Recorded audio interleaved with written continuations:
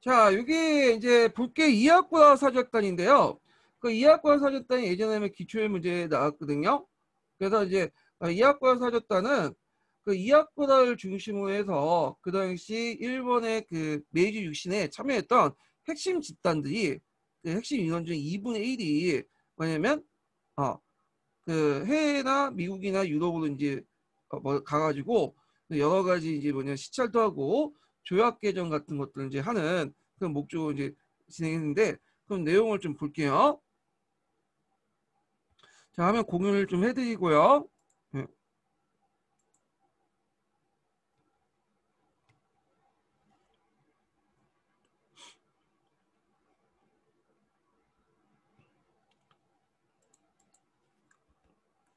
자, 이학부야 사줬더니 파견 내용을 볼게요. 목적은 일단 서구 예전에 목적 자체가 시험 문제 나왔기 때문에 이게 중요한데 이 목적은 그 불평등 조약의 개정과 서구 문물의 수용이야.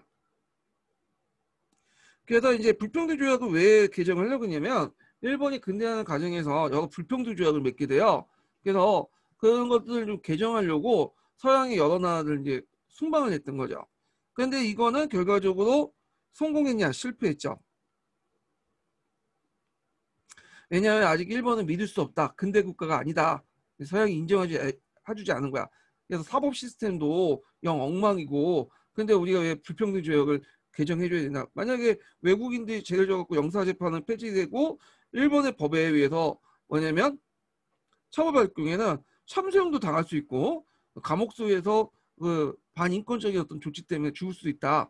이런 등등 해갖고 이제 뭐냐면 불평등 조약을 개정 안 해줘요. 결국에는 실패했어. 그래서 돌아오고 나서 서양식 근대 문물을 적극적으로 받아들여야겠다는 어떤 생각을 갖게 된 거죠. 근데 두 번째 또 목적은 서구 문물의 수용이에요. 근데 이건 나름대로 성공을 했어요.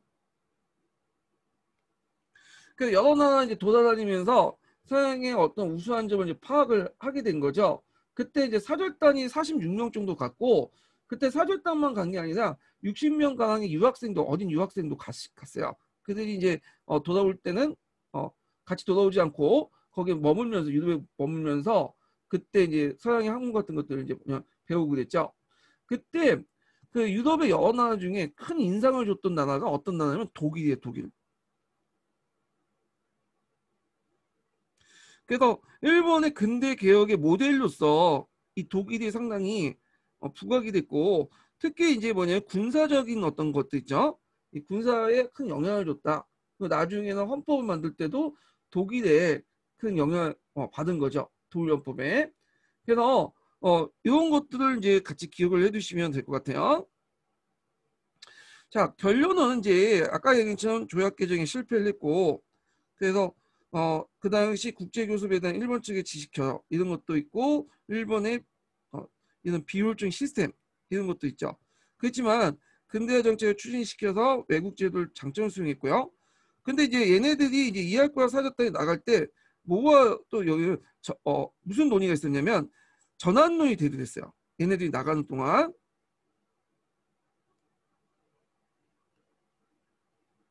그래서 전환론이 이제 대두됐는데 이건 아까 지금 얘기한 선안정벌과 연결돼 있죠. 그래서 그 당시 이제 잔류파라고 하죠. 이 잔류파들이 그 당시 얘네들이 나갈 동안 이 잔류파들 한 2분의 1 가량이 왜냐면 전환론을 주장해요. 한국을 치자. 왜 한국을 치냐면 그 당시 일본이 발전하려면 조선을 치는 수밖에 없다. 이렇게 주장하고 그리고 그 당시 불만이 쌓이는 사족들을 이 전환론을 이제 얘기를 갖고 좀 뭐냐면 분출구를 불만을 이쪽으로 해서 돌리자. 자, 이런 이유로 이제 뭐냐면 이렇게 했는데 결과적으로는 별로 성공하지 못했어요. 국방 뭐냐 퇴출당했죠. 그래서 이제 아까 사이코 다카모이나 이타가키 다이스케 이런 사람들이 이제 전환론자들인데 이 사람들이 나가서 뭐 선한 전쟁이나 그리고 또 여러 가지 뭐냐면 또 자유민국 운동 이런 것들을 이제 했다. 기억을 해두시면 돼요. 이걸 이제 무슨 정병이라고 하냐면 메이지 6년 전병이라고 해요.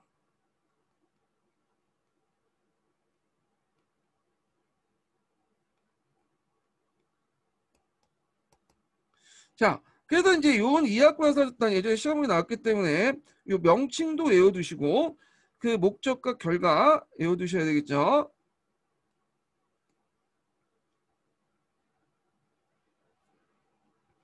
자, 그럼 1번의 대외 침략 사항을 보죠. 사상을 볼게요. 요것도 예전에 시험문이 나왔기 때문에 중요해요. 그래서 1번의 대외적 침략 사항은 뭐 전환론, 탈환론, 아시아적 연대론, 그 다음에 뭐 이런 등등 있는데 먼저 등장한 것이 이제 아시아적 연대론이에요.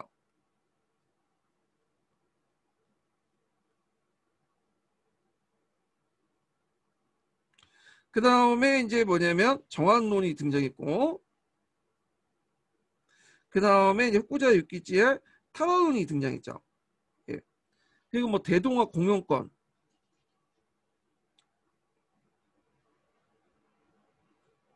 내용은 조금씩 차이가 있지만 공통점은 이들은 공통점이 뭐예요?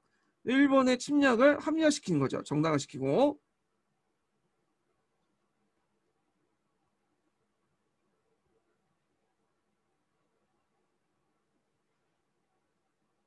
그래서 예전에 타다론이 시험문에 나왔으니까 좀 파악을 해두세요.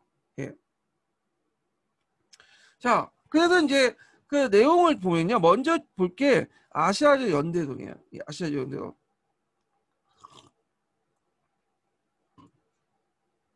그 아시아 연대론 흥하론은 이제 흥하론이라고 하죠. 주장하는 사람이 이제 이와쿠라 토모미라는 사람인데 구미열강이 이제 구미열강 일본에 적으로 간주하고 이에 대항해서 조선 및 중국의 연합해서 세력을 구축해야 된다. 그래서 일본이 큰 형님 그리고 조선과 중국은 작은 동생들 이런 걸로 해갖고 한 거죠. 그래서 아시아 연대에서 그 당시 서양 열강과 대항하자 이런 내용인데 자 일본의 맹주로 진정한 아시아 연대와 동양 평화를 형성하자. 그래서 이게 나중에 뭐와 연결되냐면 대동아 공영권과 연결돼요. 그리고 나중에 전환론과 탈환론도 내용은 다르지만 같은 색깔에서 이제 보시면 돼요. 같은 목적에서. 자, 그래서 이제 후에 그 뒤에 이제 언급한 후쿠지와 유키치 같은 사람도 이 아시아적 연대론에 영향을 받았어요. 그래서 요거 명칭 정도는 좀 기억을 해둘 필요는 있을 것 같아요. 명칭. 자, 전환론을 보죠. 전환론도 명칭 좀 기억을 해두셔야겠죠. 뭐 다 아시겠지만. 자, 전환론은 이제 메이지 6년 정변하고 연결되는데 아까 메이지 6년 정변은 그 이학구와 사절단하고 관련돼 있죠. 그래서 얘네들이 나갈 때 이제 그 메이지 정권의 핵심 세력들 2분의 1이 뭐냐 나갔다고 했죠. 이들 이제 구미 시찰파라고 해요. 그다음 2분의 1 정도가 국내 잔류파들이 있었어. 자, 요 국내 잔류파 중에 이제 사이고 다카모리 이런 사람이 일부가 전환론을 제기했던 거죠. 예. 이걸 이제 메이지 6년 정변이라고 해요. 메이지 6년 정변. 그래서 그러면 위견들이 보면 두 개 위견을 보면 자 국내 잔류파들 사이고 다카모리는 사이고 다카모리도 이름 정도 내어두셔야죠. 자, 이 내용을 보면 국내 불평의 무사계급이나 농민들 반정부 움직임을 조선으로 돌리고 조선을 장악해서 일본의 국권을 신장해야 된다. 이게 전환론의 주요 내용이에요.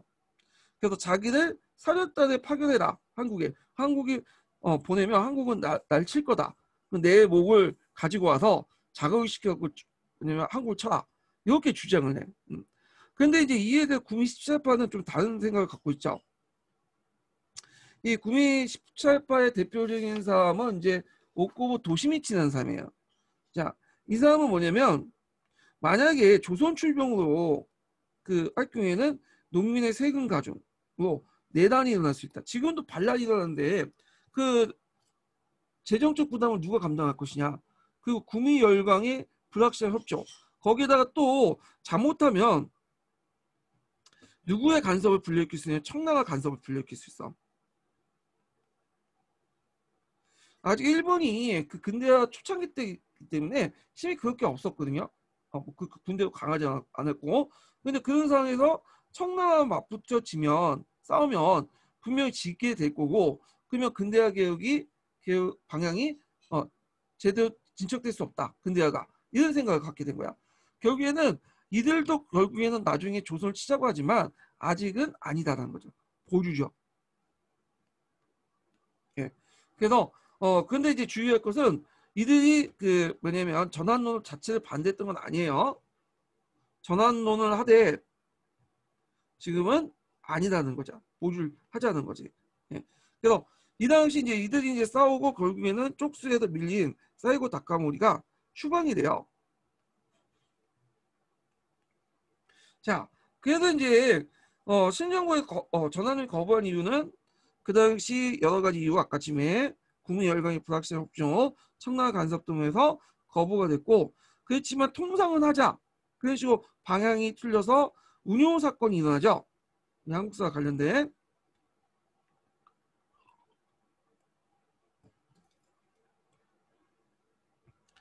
그다음 타라논을 보죠. 타라논. 타라논은 누가 주장했다고 했죠? 후쿠자 유키치가 주장했고, 이게 예전에 기출에 언급됐던 거야. 그래서 그 내용이 그 밑에 있는데 요 내용들 좀 기억을 해 두시고요. 자, 여기에서 내용 좀 핵심 내용들은 좀 볼게요.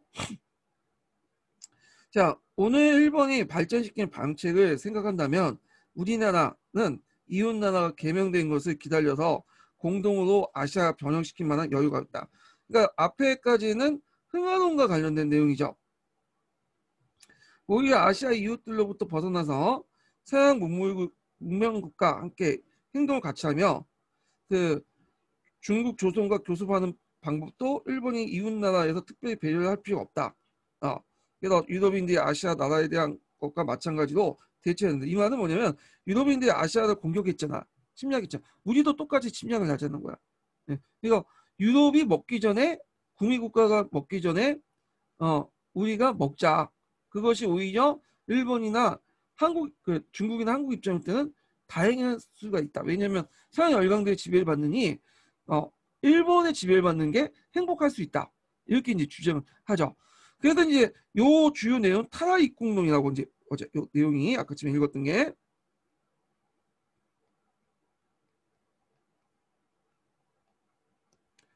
그래서 타라입국론은 아시아를 벗어나서 입국 구라파 국가로 들어가자는 거야. 구라파를 따라가자. 이 구라파는 유럽이란 뜻이에요. 자, 그러면 이제 보면, 그래서 이제 아까 얘기한 것처럼 아시아를 벗어나자는 주장, 일본의 메이지 유신 이후에 서구국가를 모델로 북극강에 내놓은 토호로서 유럽과 진퇴를 같이 하자.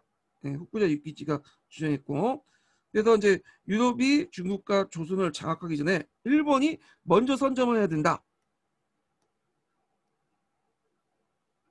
그래서 서양 제국주의 때도 같이 아시아에 후진적으로 됐다는 거. 이런 변질되고 모순된 동양평론의 변화 내용이다. 그래서 동양평론을 다시 뭐냐면 타라논이라는 형식으로 바뀌었죠. 그래서 우리가 점령해서 아시아의 평화를 이루자. 뭐 이런 개 같은 논리인데 이게 예전에 기출문제 나왔어요. 그래서 요거 좀 기억을 해 두셔야 돼요. 요 내용을요. 자, 그 다음에 자유민권 운동을 볼게요. 자유민권 운동. 자, 자유민권 운동을 좀 보면 이게 위로 올려야 되겠네요. 예.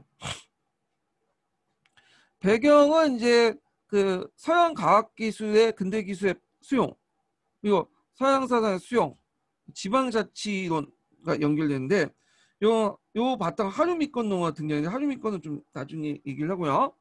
야, 그래서 자유민권 운동의 특징은 정부의 정제 정치의 비판, 그리고 입헌 정치 체제 요구, 천부 이권론과 자유주의 사상 등 정치 사상에 영향을 줬고요.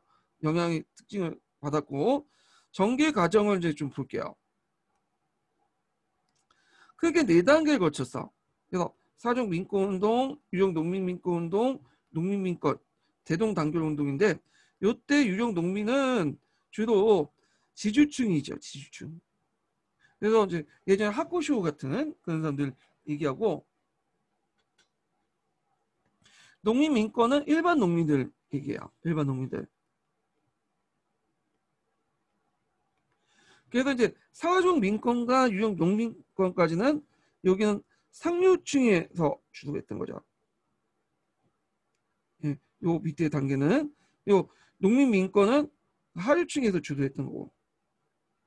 그래서 대동단결은 요 상류층의 흐름과 하류층의 흐름이 하나로 합쳐진 흐름이야.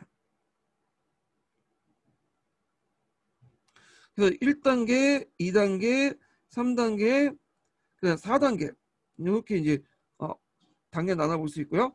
요거 이제 밑에 이렇게 있죠. 사족민권, 유형농민민권, 농민민권, 대동단결운동. 그래서 각각의 그때마다 요구 사항들을 이렇게 표로 정리해놨는데 요거는 이제 하룻밤에 있는 1번 사단 책이 있어요. 거기에 자세히 정리되어 있다고. 내용도 그쪽에 이제 정리되어 있고. 그래서 공부하실 때 하룻밤에 있는 1번 사 있죠. 요거 이제 한번 읽어보세요.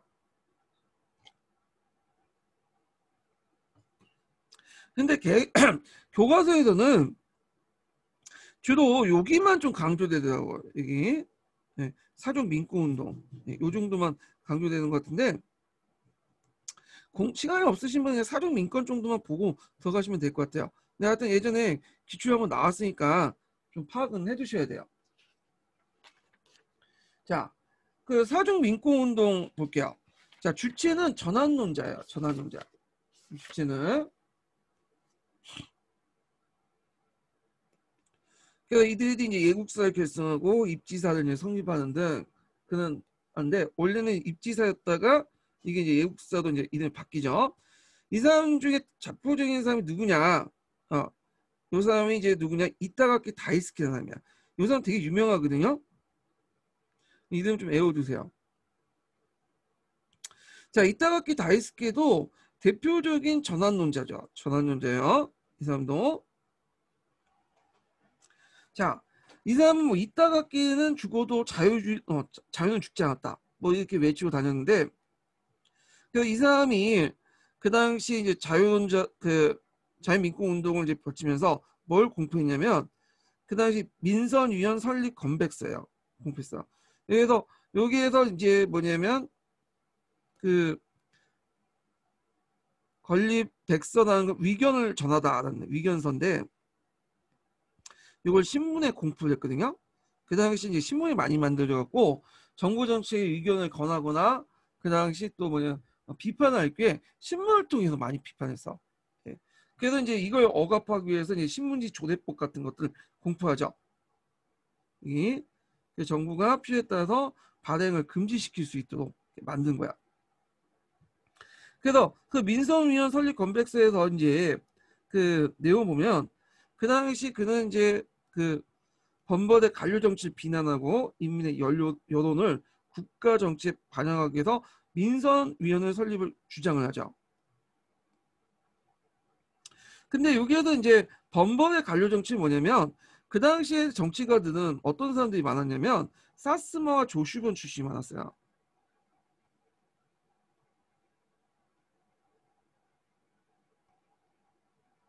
그리고 다른 반 출신들 많긴 많은데 얘네들이 양축을 이뤘어요. 양축을.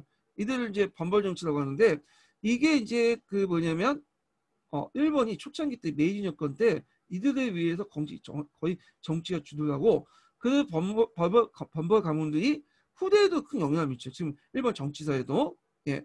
그래서 하여튼 이들이 이제 자기끼리만 놀고 이 이너서클 이뤄서 하니까 이걸 비판하는 거야. 근데 얘네들도 문제점이 뭐냐면 이타가키 다이스케가 원래는 이 번벌 정치 일원이었어요. 이 사람도요.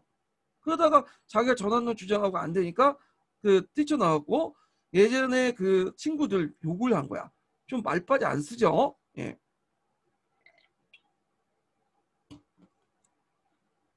그러니까 정부도 이제 그거에 대해서 이제 비판을 하는데 그럼 이타가키 다이스케가 왜 이런 모순된 행동을 했냐? 일단 정권에서 쫓겨난 이타가키 다이스케는 이 사적 민권운동을 이용해서 의회와 법을 만든 다음에 의회를 통해서 자신의 어떤 정치적을 좀 행사를 하려고 했어요. 예. 근데 이 사람들 이타가키 다이스케도 나중에 중앙정계로 다시 복귀가 되거든요. 그땐 또 민권운동이 또 중단됐다가 또 쫓겨나면 또 하고. 그러니까 이게 민권운동이 자유민권운동이 순수하지 못했던 게 뭐냐면 이렇게 쫓겨난 정치가들이 많이 참여를 했던 거야. 이들이 또 주도를 하고 또 자기의 정치적 이해관계 따라 또 뭐냐면 했다 말다 이렇게 하는데 대표적인 케이스가 이따가기 다이스케 같은 인물이에요. 자, 그러면 이때 이제 사정민권운동의 전국 대응을 보면 일단 여기 보니까 신문을 중심으로 했거든. 원래 신문은 처음에 홍보 목적으로 했는데 홍보가 아니라 이제 정부의 정책을 비판하거나 자기 의견을 전달하는 방식으로 또 바뀌게 돼요. 이 신문의 이제 발행이. 그래갖고 이제 요걸 이제 규제하기 위해서 뭘 만드냐? 이 두 가지 명칭 외워두셔야죠. 찬방윤하고 신문지 조례를 만들었어. 요거 우리나라도 연결돼 있죠. 예. 일본의 법 제도들이 우리나라 실시하는 법 제도 다 일본의 영향을 받은 거야. 찬방윤은 일종의 명예훼손죄야. 명예훼손죄. 그러니까 신문이나 이런 데서 정치가나 공무원을 까면 공무원을 비난을 하든 비판하든 이게 애매하죠. 비난과 비판이 다 명예훼손, 모욕죄 이렇게 하는 거야. 그러니까 정부 정책 비판을. 지금은 그렇지 못하죠. 왜냐하면 정부 정책을 비판을 하면 이게 명예훼손이나 모욕죄 걸리지 않죠. 왜냐하면 공공 정책에 대해서는 할 수 있어요. 이게 이제 법에 명시돼 있죠. 근데 신문지상에 떠드는 그 공공 정책의 공적인 비판조차도 이건 찬방률이라는 걸로 명예훼손죄로 적용돼서 처벌받는 거예요. 찬방률이. 그래서 이제 있고 그다음에 신문지 조례를 공포해서 문제가 되는 신문을 발행을 금지시켜요. 예. 이거는 신문을 그 당시 전환농자들, 사적 민권운동자들이 잘 이용했기 때문에 그렇죠. 그래서 그런 식으로 언론을 통제한다. 그리고 그 외에도 국가 입헌 정책 수립 조서를 반포하고 헌법 기초를 제한 수용하고 그다음에 이런 것들 이제 했고요. 그다음에 30법을 제정하자. 지방제도 개편하고 관련된 내용인데 여기에도 좀 눈여볼 게 이제 얘네들도 정부 측도 그런 뭐냐면 입헌 군주제를 위해서 유럽처럼 법이나 헌법이죠. 헌법이나 의회를 만드는 것을 반대하지는 않았다는 거야. 얘네도 이걸 하려고 했어. 근데 이런 입헌 군주제를 위해서 헌법이나 의회를 만드는 그 주체는 누구여야 되죠? 민간이 아니라 정부여야 돼. 그러니까 민간이 주도를 하니까 반대를 하고 탄압을 했던 거야. 정부 중심이어야 돼. 그래서 하여튼 이런 것들을 이제 했다. 이렇게 좀 기억을 해두시고 그래서 나름대로 정부가 뭐냐면 법과 의회를 만들어서 헌법과 의회를 만들어서 그걸 추진하려고 했다. 그렇지만 민간이 하는 거는 안 된다. 이런 식으로 이제 선을 그었던 거죠. 그 다음에 유령농민 민권운동을 좀 볼게요. 네. 유령농민 민권운동은 주체가 교육받은 유령농민들이에요.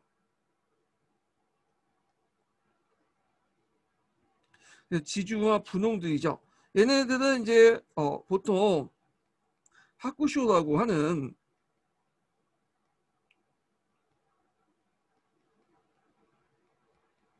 백성 계층이죠. 백성. 그래서 아까 이제 토지법 개혁할 때 그 얘기를 했죠. 그러니까 이들은 어느 정도 토지를 가지고 있어. 자기 토지들. 지적법을 통해서. 근데 불만이 있어. 왜 불만이냐? 세율이 높다는 게. 예전에는 3% 지금 봤는데 예전엔 좀 덜 받았다. 이런 불만도 있었고 뭐 진병제 불만 등등. 거기에다가 얘네는 돈이 좀 있다 보니까 서양식 교육을 받고 그 다음에 어떤 사상을 접해요. 그러다 보니까 지금 정부의 어떤 여러 가지 문제점이 보이겠죠. 자, 이들이 중심으로 해서 2단계 유령 농민 민권 운동이 전개돼요. 그래서 이제 이들은 그 당시 예국사를 이제 있었는데 예국사가 이제 잠시 없어졌거든요. 다시 이거 부흥을 시켜. 그리고 국회 기성동맹으로 발전시켜요. 그래서 예국사하고 국회 기성동맹 이것도 명칭 좀 외워두세요. 처음에 예국사인데 이걸 이제 다시 부흥해서 국회 기성동맹을 해서 요걸 중심으로 해서 국회 개설을 청원을 추진하죠. 그래서 의회 개설 운동을 촉진시켰다. 이게 이제 예전에 기출에 언급됐던 거니까 좀 기억을 해두시고요. 자, 그리고 일본 최초의 2단계에서 정당이 만들어지는데, 자, 이 정당을 자유당이라고 해요. 이것도 외워두세요.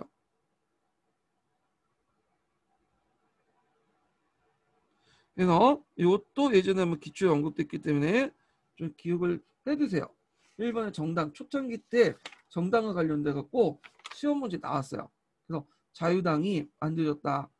자, 그래서 이 자유당은 이타가키 다이스케가 만들었어요. 이타가키 다이스케도 처음에는 1단계 참여했다가 잠시 이제 정부 쪽에 들어가서 좀 중단했다가 다시 쫓겨나. 그래서 만든 게 자유당이야. 그래서 일본의 최초의 정부 정당이었다. 이렇게 보시면 되고, 그 다음에 입헌 개진당 같은 것들 만드는데, 이 입헌 개진당은 뒤에 좀 얘기하겠지만, 이 입헌 개진당은 오코마 시게노부가 만들어요.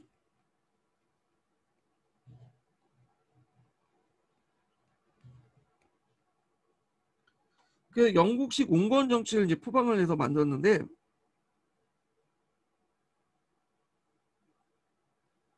이 사람도 원래는 이 오코마 시게노부도 이 사람도 이름을 외워두셔야죠. 이 사람은 중요한 사람인데, 이 사람이 이제 오코마 시게노부가 그 당시 헌법을 만드는 과정에서 그 이토하고 대립을 해요. 그래서 이 사람도 쫓겨난 사람이야. 그래서 이 사람도 쫓겨나서 만든 게 입헌 개진당이야. 예. 그래서 자유민주당 자유민공운동이 이렇게 좀 약간 불만 세력들이 뭐냐면 직결돼 갖고 정부에서 쫓겨난 불만 세력들이 주도했던 걸 여기서 볼 수가 있죠. 자, 하여튼 이렇게 있고 헌법 초안까지 만들죠. 이게 사회헌법 같은 거는 개인적으로 만든 헌법이에요. 예. 그래서 개인적인 헌법도 만들었다.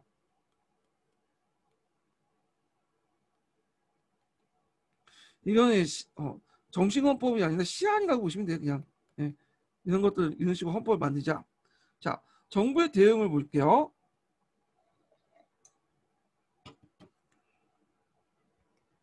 자, 정부는 국회 개선을 이제 약속을 하고, 그 다음에 얘네들 집회가 아니까 집회조례를 만들죠. 그래서 이 집회조례도 좀 암기해두세요. 그 다음에 또 그 독자적인 헌법을 또 뭐냐면 조직을 해요. 그래서 헌법 개정 문제도 이제 정부와 대립을 하는데, 요 입헌 개진당은 이것 때문에 만든 당이에요. 그 안에서 이제 뭐냐면 그 이토와 오코마 간에 어떤 대립이 일어나죠. 이토는 독일식 흥정헌법 이런 것들 만들자고 이제 주장한 거고, 오코마는 영국식 헌법을 만들자고 했는데 이게 약간 표현이 좀 그래. 왜 영국은 헌법 자체가 없어요. 근데 아마 영국의 어떤 대의제도나 이런 것들 좀 받아들여서 여기에 헌법을 만들자, 뭐 자유주의 헌법 이렇게 해석을 하시면 될 것 같아요. 자, 그래서 이제 그 안에 정권 안에서 이제 이렇게 대립을 했다가 결국에는 쫓겨나요. 누가? 오코마 시게노부가 쫓겨나죠. 그래서 이제 오코마 시게노부가 쫓겨나게 되는데, 그게 이제 쫓겨나서 뭐냐면 만든 게 아까 입헌 개진당이고, 이 둘의 대립을 이제 일본에서 뭐라고 하냐면 메이지 14년 정년이라고 해요. 그래서 아까 전에 메이지 6년 정년을 통해서 쫓겨난 사이고 다카모니가 반란을 일으켰고, 그리고 이제 이타가키 다이스케가 자유민공운동을 일으켰잖아요. 메이지 14년 정년에서 또 쫓겨난 오코마 시게노부가 이렇게 이제 입헌 개진당 같은 것들 만들고 그래요. 예. 그래서 이제 이런 것도 있고요. 그러면 이렇게 자유당이나 입헌 개진당이 만들어졌잖아. 그러면 어용종당이 필요하겠죠. 이들 대응한. 그래서 만든 게 뭐냐면 예전에 시험 문제 나왔는데 입헌 재정당이야. 이것도 외워두세요. 예전에 시험 문제 나왔던 거야. 이 당이. 그러면 입헌 재정당은 어떤 당이냐? 이 당은 호쿠지 게이지역을 세웠던 당인데, 호쿠지 게이지역은 이름을 외워두지 마세요. 이거는 일종 어용 정당이고 민의를 얻지 못해서 결국 해산당했어요. 그렇지만 입헌 재정당 자체는 좀 외워두세요. 이게 예전에 기출문제 나왔기 때문에. 자, 하여튼 그러면 이제 의회는 이제 보면 민권을 확산시켰고요. 그리고 농민의 참여는 민권운동의 최정성이 있다. 이때 농민이라는 것은 좀 상층 농민들, 호농등, 그런 것들을 이제 호농등을 말하고요. 자, 3단계 농민민권운동 볼게요. 자, 이때 농민민권을 주도했던 사람들은 어떤 사람들이냐면 이제는 이런 하층 농민들이에요. 주로 소작인들이죠, 소작인들. 자, 배경을 보면 선한정부에 그 당시 있었거든요. 선한전쟁이. 그래서 전비는 많이 적절됐어요. 그래서 불안 집회 같은 걸 많이 발행해서, 불안 집회는 금이나 은 가치 담보로 해서 발행된 집회가 아니라 상당히 뭐냐면 찍어내는 거죠, 지금처럼. 그러다 보니까 그 당시 인플레이션이 많이 일어났어요. 이것 때문에 물가가 상승됐죠. 그래서 정부가 불안 집회를 정리할 필요가 있어. 그래서 이제 무슨 정책을 하냐면 긴축 재정을 하게 돼요. 긴축 재정. 긴축 재정을. 그래서 이제 마츠카트라는 사람이 재무성 관리가 돼서 그걸 이제 주도를 하게 되는데, 이 때문에 이제 무슨 정책을 하냐면 마츠카트 디플레이션 대불안이 일어나요. 예, 마츠카타 마사요시라는 사람인데, 이 사람이 이제 뭐냐면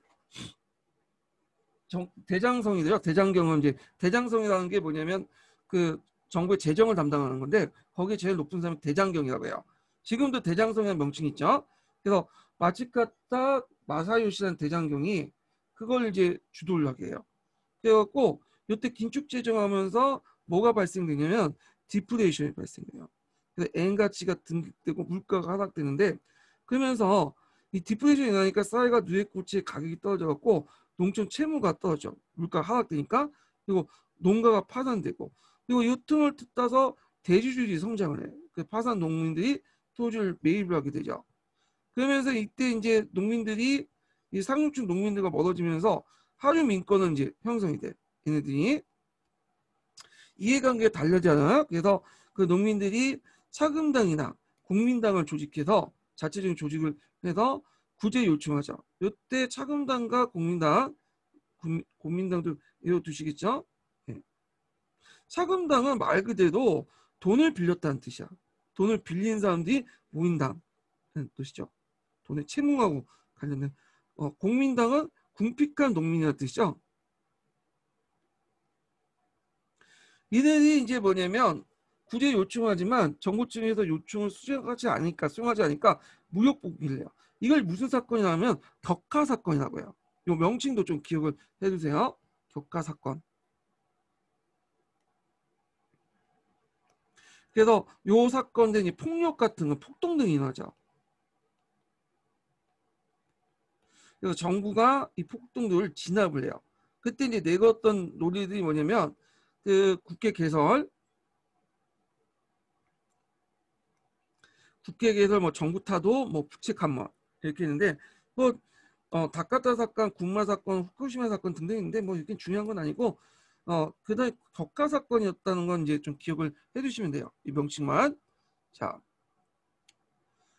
그다음 대동단결 보자. 대동단결 운동은 앞에 이제 상류민권하고 하류민권이 분리됐다고 했죠.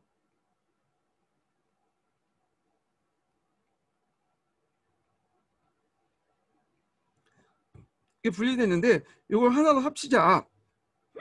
그래서 큰 틀에서 뭐냐면 대동이 되자. 작은 차이라는 것은 그 이해관계죠. 여기에서 이제 앞에서 마치카타 디플레이션 때문에 그 당시 상층 농민들은 이득을 받지만 하층 농민들은 손해를 받잖아요. 그러니까 이걸 이제 버리고 큰 틀에서 하나 통합을 하자는 뜻이야. 이런 것들인데, 그래갖고 이제 그 당시 그 어떤 지조건강, 언론 집회 자유, 그 다음에 외교 실직 만행 등등 해가지고 3대 사건 건박 운동, 건백 건의하다 이런 뜻이죠. 자, 그래서 이제 이런 사건들이 일어났고요. 정부의 그 대응을 보면 요 보안 조례를 내세요. 그래서 보안 조례는 이제 주 내용이 뭐냐면 그 당시 항공을 보호한다는 이유로 그 뭐냐면 교토 내에서 도쿄 내에서 그 항공을 보호한다는 도쿄 내에 있는 모든 반정부 단체나 사람들을 다 쫓아내버린 거야. 네, 출입을 금지시키고. 그래서 이제 이런 걸 내세워서 아예 도쿄 내에서 시를 못하도록 막아버린 거야. 탄압을 하고. 예. 자, 하여튼 이 대동단결 운동은 앞에 마츠카타 디프레션 때문에 이렇게 분리된 그 운동을 결합을 시키고 자유민권 운동의 기세를 회복을 시켰어요. 그래서 나름대로 의미가 있죠.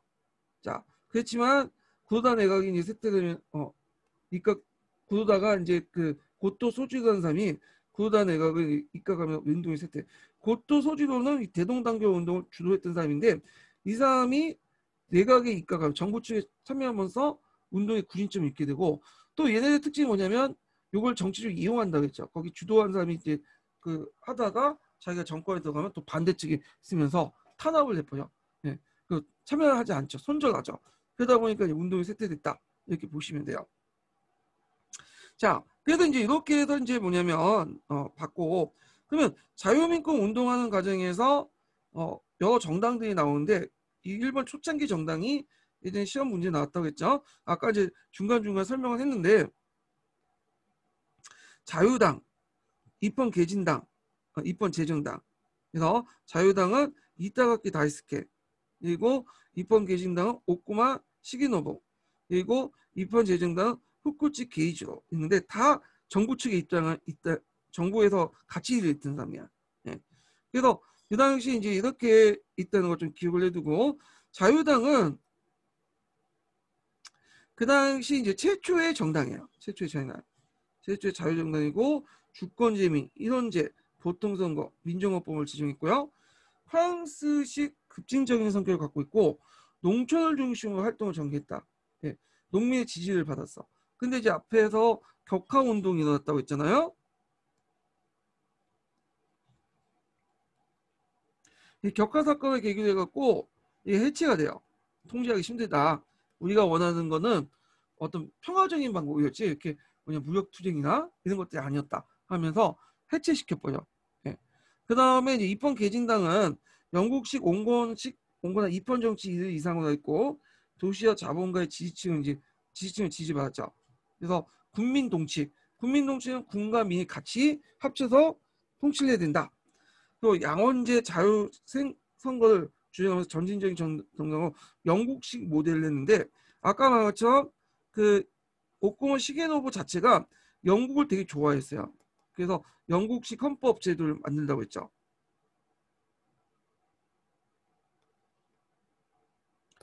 그다음 입헌재정당 어용정당이고 앞에 이제 대응해서 정부 측이 만든 어용정당 민의를 얻지 못하고 해산됐다. 그래서 요 당시 만들어진 그 정당의 한계는 이 전환론에서 이제 패배하거나 아니면 그 오코마 시네노처럼 그 개헌론에서 패배하거나 정계에 떠나는 사람들이 정치 세력들이 다시 정치를 복귀하기 위해서 만든 정치 운동이었다는 거죠. 예. 예. 그래서 이 정당이나 그 당시 자유민권 운동 자체가 그래서 국회를 개설하거나 또는 약속을 얻어내거나 아니면 자신이 정권에 참여하면 뭐냐면 그냥 손절라고 떠났다는 거야. 그래서 흐지부지 됐다. 이렇게 보시면 될 것 같아요. 요 자유민권 운동은 또 어디에도 영향을 받았다고 했죠? 공의정치론. 그래서 공의정치론 아까 전에 얘기했죠? 그것도 연결돼서 좀 보시면 될 것 같아요. 그래서 자유민권 운동 좀 얘기했고요. 자, 메이지 헌법과 이제 정치제도 정비 좀 볼게요. 자, 이거 하기 전에 두 번째 인증번호를 좀 알려드릴게요.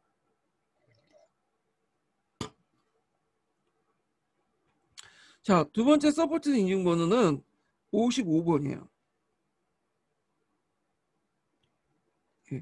그래서 55번 지우셨고, 보셨죠? 네, 지울게요. 55번. 그래서 서포트 인증번호는 그 제가 한 타임 끝날 때여서 하나씩 알려드려요. 예. 그러니까 3개 찾으시려면 다 보셔야 돼요. 이걸. 예, 그래갖고 있고. 자, 하여튼 그 배경을 보면 이 메이지 헌법이나 의회를 만드는 게 외국과의 불평등 조약에 큰 도움이 됐기 때문에 그걸 이제 보면 앞에 이학과 사줬다에 갈 때 이제 내세웠던 논리가 이학과 사줬더니 이제 불평등 조약을 개선하려고 이제 요구를 했는데 그걸 거절했던 논리가 너희들이 헌법 체제도 없고 그다음 의회도 없다 그 내용이야. 그러니까 이제 돌아와서 정부 측은 그걸 만들려고 했어요. 그렇지만 자유민권 운동자들이 그걸 주도하는 거는 반대했던 거죠. 그래서 이제 정부 자체도 헌법 제정과 의회 설립에 되게 관심이 많았다. 그래서 정부가 주도를 해야 돼요. 정부가. 이게 예전에 기출문제 나왔고요.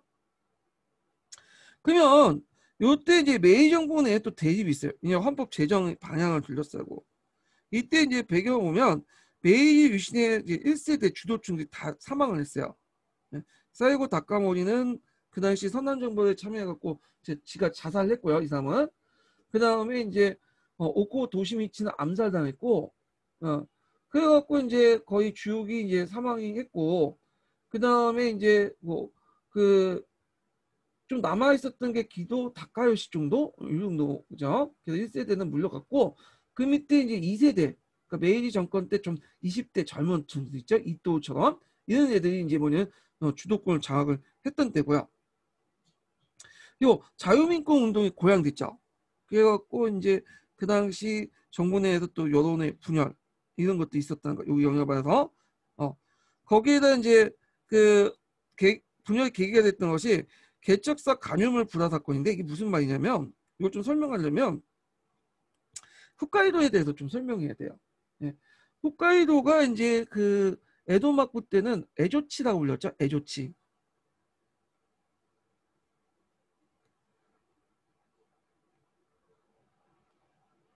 그러다가 이제 메이주 이신 이후에 홋카이도가 정식으로 일본 영토 들어오게 돼요.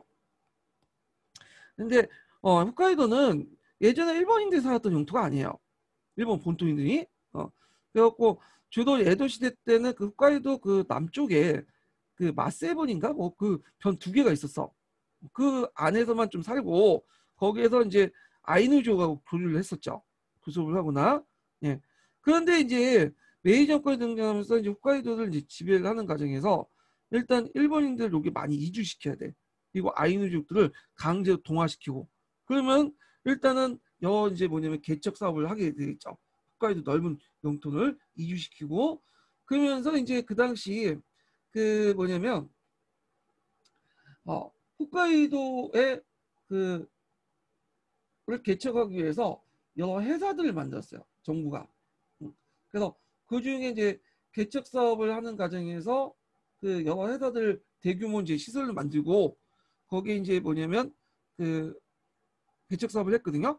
근데 나중에 이 개척사에서 여러 이제 그 특수 목적 회사였죠. 그 만든 회사의 소유물 중에 일부를 민간에 부담을 시켜줘요.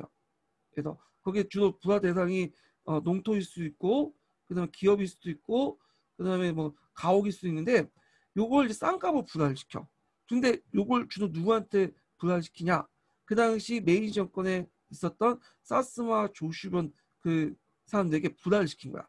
범벌 정치가들에게. 그래서 이제 이게 나중에 문제가 된 거지. 왜냐하면 이 범벌 정치가들이 또 기업가들과 유착돼서 이걸 또 기업가들이 갖다 팔아요. 그래서 실제 기업가들이 싸게 부담을 받아. 범벌 정치가 통해서. 그러니까 이게 전반적 정경 유착의 대표적인 케이스죠.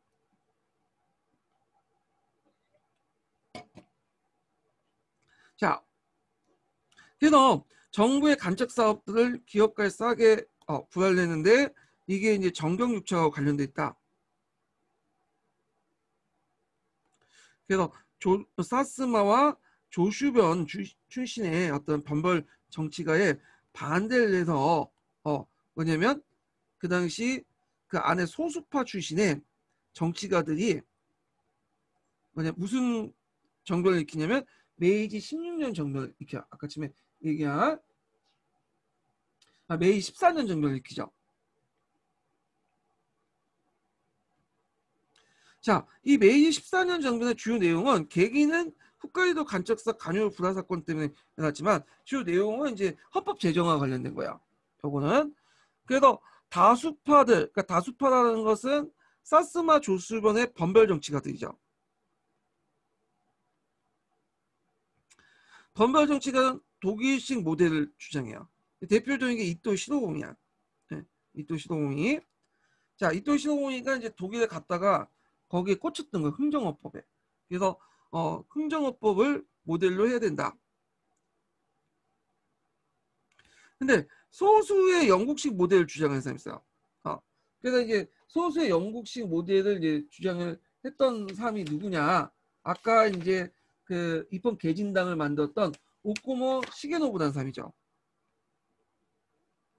오코모 시게노부인데 이 오코모 시게노부는 그 사스마와 조수변 출신은 아니에요. 소수파 다른 변 출신이야. 그래서 이제 싸워서 결국에는 권력을 갖고 있는 번벌 정치가 쫓겨나게 된 거야. 그래서 이제 사스마와 조수 출신이 새 규합을 냈다. 이걸 그래서 예전부터 규합을 했지만 하여튼 예전부터 했으면 더 소수파를 다 쳐내면서 얘네들 주도권을 장악을 했던 거죠. 그리고 이제 헌법 제정을 해서 유럽 조사관을 파견해서 이토 시로공이가 예전에 봤던 이 독일식 헌법을 이제 마음에 들어서 거기 가서 배워온 거죠. 그리고 독일 헌법을 확정시켰다. 독일 헌법은 아까 흥정헌법으로서 민의를 바탕으로 해갖고 만든 헌법이 아니라 황제가 은혜 차원에서 내린 헌법이야. 그래갖고 이제 있는데 이게 좀 눈여볼 게 일본뿐만 아니라 그 당시에 그 다른 나라도 마찬가지 주변에 그래서 중국이나 그 당시 이제 그 한국도 이렇게 뭐냐면 독일 헌법을 바탕으로 이렇게 이제 뭐냐면 헌법 체제를 만들려고 했죠. 제가 이제 그 당시 동양사 할 때 얘기했는데 하여튼 그 일본의 헌법에 또 영향을 많이 받았어요. 그 헌법 초안들이. 자, 그럼 메이지 헌법을 좀 볼게요. 메이지 헌법. 메이지 헌법이 예전에 한번 나왔어요. 그 어떤 식으로 나오냐면 메이지 헌법의 어떤 그 주권의 문제와 관련돼서 한번 시험 문제 나왔어요. 예. 자, 헌법을 기초로 만들었던 사람이 이토 시로공이고 이토 시로공이 유명하죠. 우리나라는 죽일 놈이죠, 이 사람이. 예. 근데 일본에서는 상당히 존경받는 인물 중에 한 명이에요. 이 사람이. 이토 시로공이가 군주권이 강한 독일 연방헌법을 참고해서 그 당시 헌법과 부속 법률을 만들었고요.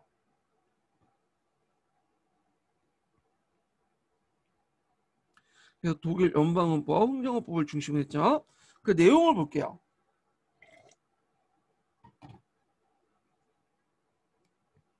자, 대일본 제국은 국왕이 다스린다. 여기 간단하게 적혀있지만 실제 원문은 어떻게 되냐면 그 일본의 그 뭐냐면 일본 제국은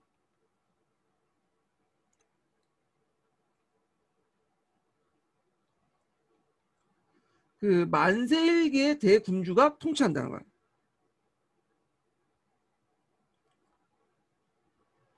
만세일기의 청왕이 통치하는 국가다.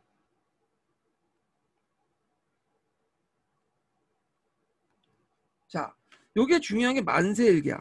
만세일기. 만세일기는 만대도 계승을 계속한다는 뜻이죠. 이건 절대 거기에 의문을 표할 수 없는 예전부터 그랬다는 걸 강조해요. 이런 것들이 이제 표현을 했고 그러니까 요 안에는 국민 주권이라는 개념 자체가 없죠. 요것만 해석하면 그리고 요건 청왕 주권서에 배상이 돼요. 청왕이 모든 주권을 가지고 있다. 자, 요거도 1조와 3조도 마찬가지로 국왕은 신성 불같지만 존재다.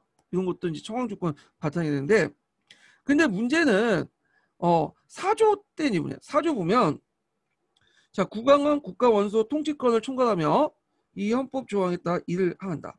여기 보죠. 그래서 이 헌법 조항에 따라 일을 행한다라는 거죠. 그래서 국왕이라도 청왕이라도 뭐에 따라서 법에 따라 입헌 군주제의 모습을 띠고 있죠. 앞에 1조하고 3조하고 좀 다르죠. 예, 요게. 그럼 요거도 이제 지금 언급한 것들이 그 청왕의 권력들이 쭉 나오는데 청왕은 육해군을 통솔하고 하고 등등 있는데 자, 이런 것들이 다 뭐야? 헌법에 바탕으로 해요. 헌법에. 예. 그러면 요거는 뭘 바탕으로 해? 청왕조차도 법을 따라야 된다는 거야. 이게 나중에 청왕 기간제설의 바탕이 돼요.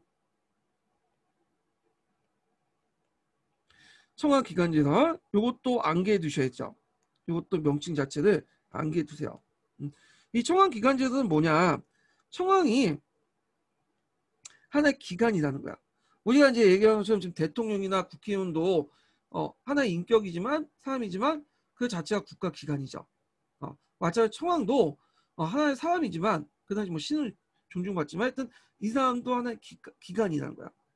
그래서 그렇기 때문에 법에 의해서 구속받고 그 권한도 법에 따라 행사를 해야 된다. 뭐 이런 논리야. 그래서 이런 청왕 주권설과 청왕 기관제설이 나중에 대립을 하게 되고 결국에는 초창기 때 20년대까지만 해도 청왕 기관제설이 주요 헌법 해석 내용이었어요. 근데 이제 나중에 군국주의가 이제 활성화되면서 청왕 주권설이 뭐냐면 등장을 하게 되고 이게 이때가 확산되고 이때 이제 국채 명칭이라는 것들이 등장하죠. 국채 명칭은 국채를 명확히 한다는 뜻이야. 네. 이 국채 명칭, 명징이죠, 명징. 국회 명징인데, 그래서 국채는 누가 가지고 있다? 청왕이 주권을 갖고 있다는 걸 명확히 한다는 뜻이죠. 요게 이제 시험 문제 냈어요. 그래서 청왕 기관제설과 국채 명징이라는 그 단어 용어 기억을 좀 해두세요. 그 다음에 거기 보면 22조, 23조, 29조는 뭐 그 국민의 여러 권리들이 쭉 언급돼 있죠.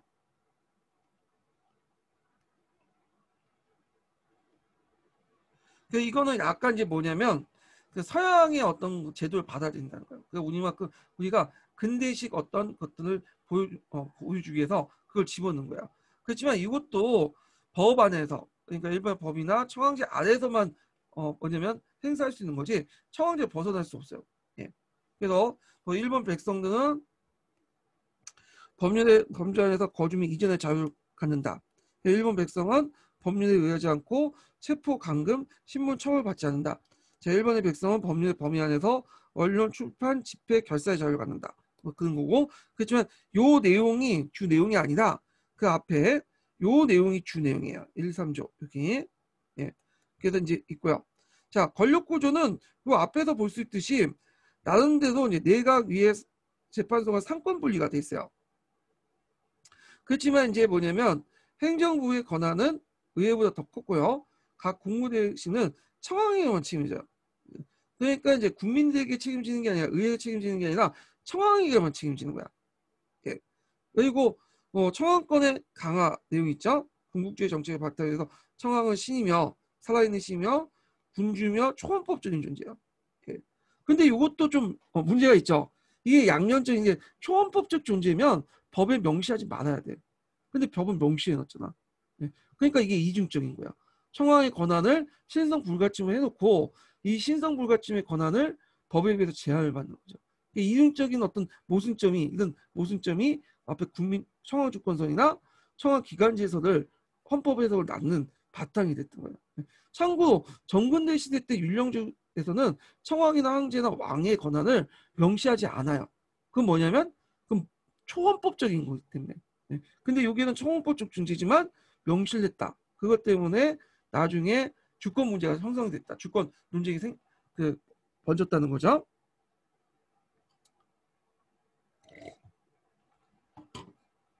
자, 그래서 이 국왕은 그러니까 청왕은 입법, 사법, 행정권의 모든 것을 행사하는 통치권의 총권한자며 그 유일 절대 주권자를 명문화시켰다. 의회 간섭을 밟지 않도록 이렇게 했다는 걸 좀 기억을 해두시고 그래서 청왕의 명령은 대단해요. 왜냐하면 대권이라고 하지 대권. 대통령 권한하고 비슷하다 보시면 돼. 권한보다 더 크죠. 예. 최종적 법률 제각권이 있어요. 그러니까 청왕이 의회 통과한 법률도 마음에 안 들면 그냥 거부할 수 있어. 그러니까 의회가 실제로 입법기관보다는 약간 자문기관적 성격이 있어요. 일본의 그 당시 의회는. 그다음에 긴급 칙령권이 됐으니까 명령권이죠. 그러니까 만약에 청왕이 어떤 행정명령을 내리면 법 위에 있는 거야. 입법에서 통과된 법보다 더 우위에 있어요. 예. 그래서 이제 뭐냐면 입법권을 장악할 수 있죠. 비상대권이나 육개권 통수권, 군편제권, 선정 강화 조약권, 의회 소집 개편권은 막강한 권한을 갖고 있다. 예. 그래서 이런 여러 가지 권한들을 뭐냐면 가지고 있다는 거 좀 기억을 해두시면 될 것 같아요. 예. 그러면 이런 권한들을 청왕이 혼자 행사했어요? 아니죠. 청왕은 그 행사할 수가 없어. 솔직히 말해서 이 복잡한 내용들을 더 어떻게 알아? 자기가. 그러니까 위임을 하죠, 실제로. 그 당시 누구한테? 범벌 정치가들에게.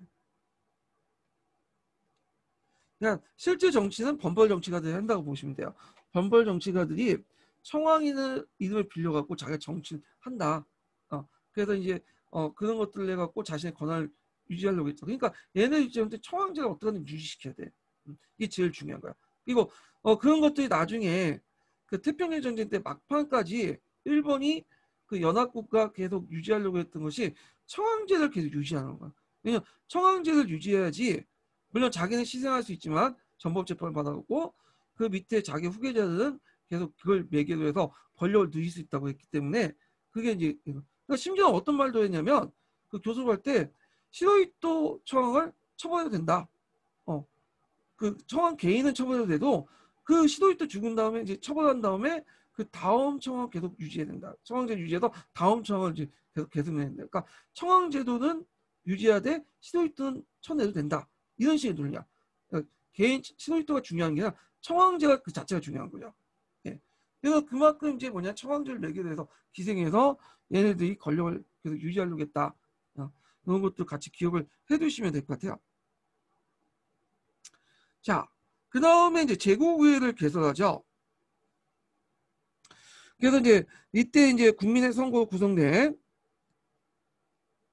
중의원과 하족위원으로 이렇게 구성된 기족제 위원제를 했고요.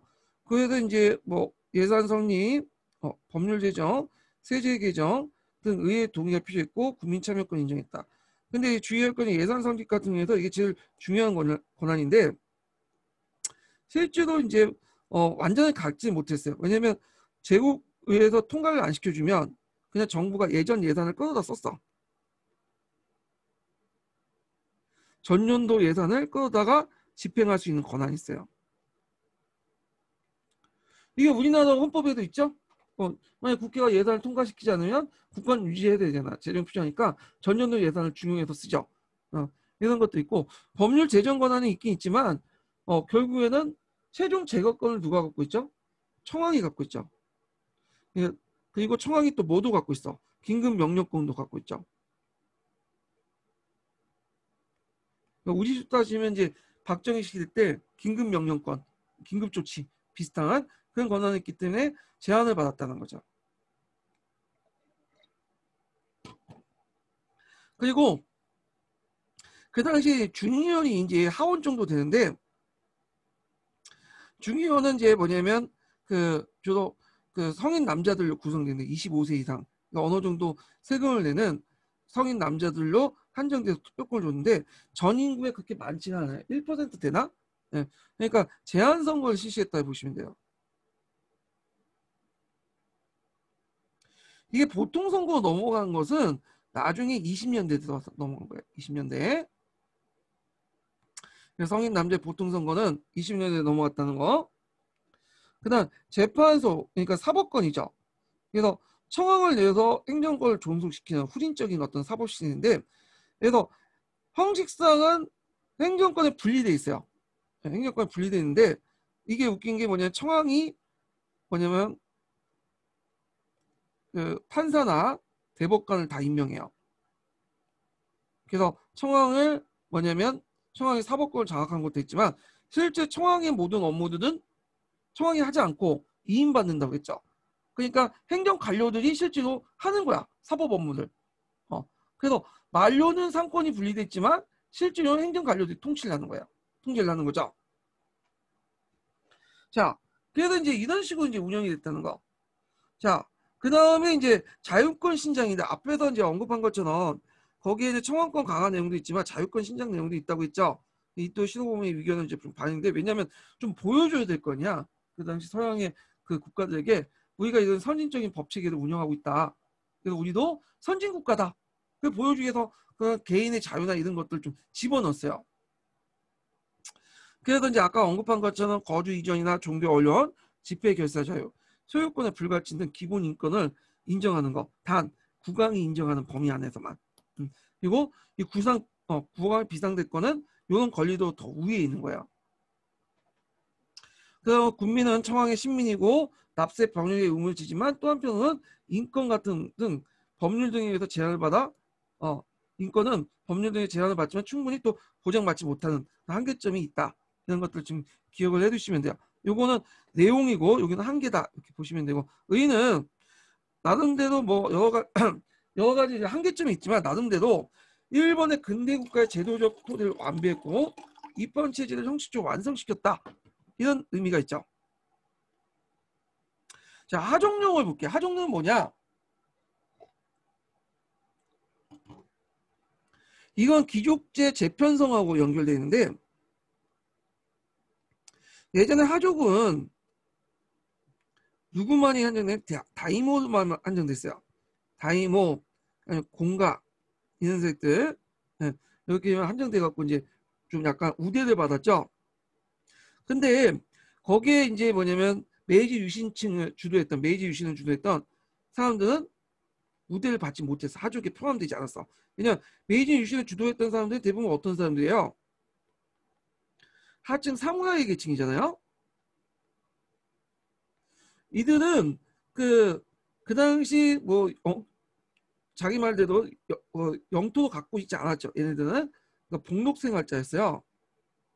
이 말은 사무라이 계층 하급 사무라이들은 자기 이제 그 영공비를 받을 수 있는 영토가 없이 거기 누가 뭐 고용돼 갖고 일을 했던 사람들이야. 복록을 받는 그런 사람들이니까.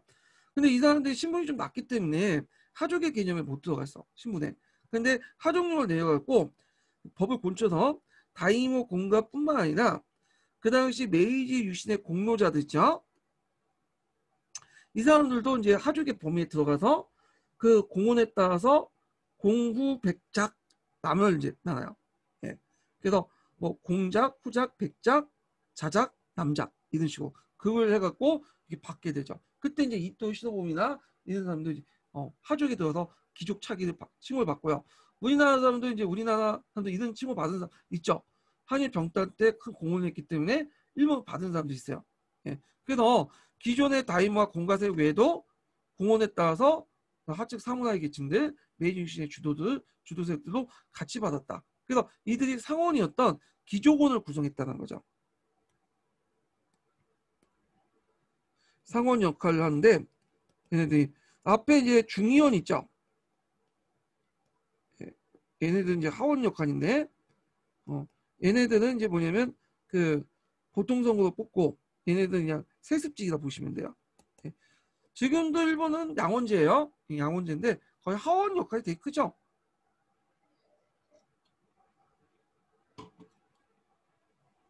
그 다음에 교육치거를 보자. 교육치거. 요거 외워두세요. 요거 왜 외워두냐? 동아시아 교과서에서 공통으로 다 실려져 있어. 그래갖고 시험 문제에 나올 수가 있어요. 교육치거부는. 예.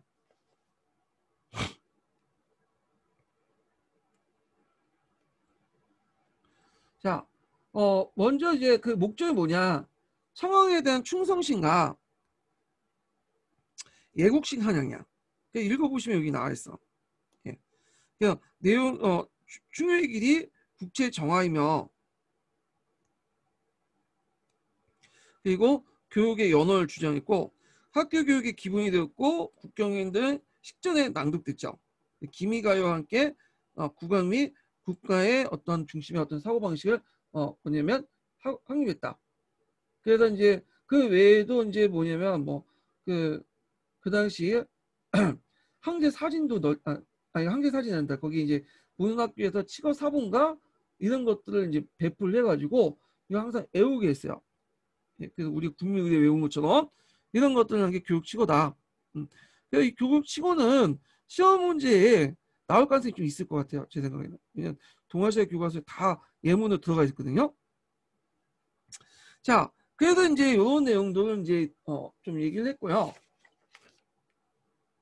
그다음에 여기에서 이제 안 나왔지만 잠깐 이제 보충 설명할 게 뭐냐 추민원과 관련된 내용을 좀 얘기할게. 추민원.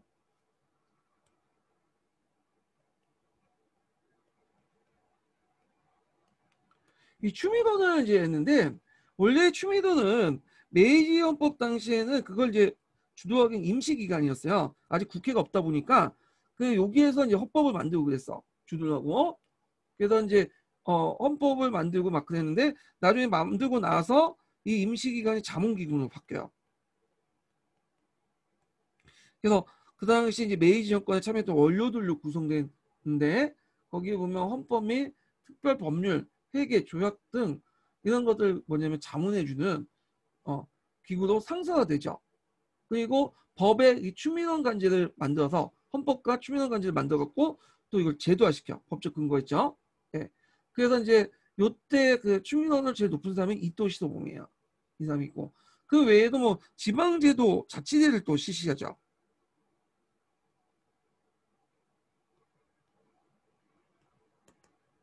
뭐 이런 것도 있었다. 이렇게 이제 보시면 돼요. 자, 그 다음에 이제 볼게 이제 메이지 시대 때 대일관계에 관련된 내용인데요. 요거는 이제 뭐냐면 중국사하고 관련돼 있죠. 요번에 뭐 청일전쟁 예전 나왔던 청일전쟁이나 너일전쟁 다 나와 있잖아. 네, 연결돼 있는데 요거 이제 좀 볼게요.